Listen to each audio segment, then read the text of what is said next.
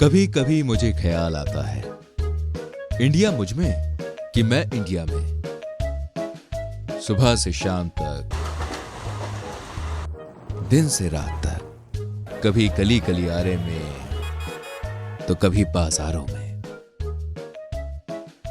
या फिर खुले मॉल में। जहां चाहो वहां मिलता हूं, कहीं थैले में तो कहीं पैकेट में, या फिर घर की चमचमाती कटोरियों में।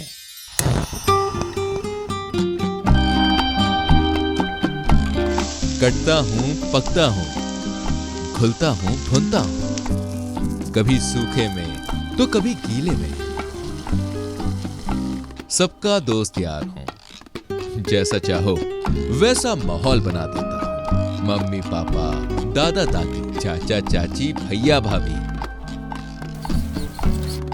इंडिया के जायके का इजहार हूं मैं।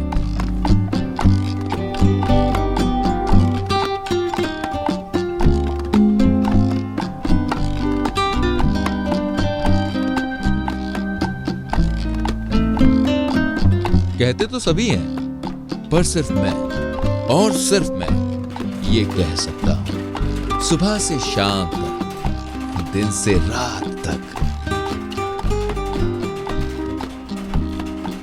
कभी कभी मुझे ख्याल आता है इंडिया मुझ में और मैं इंडिया में।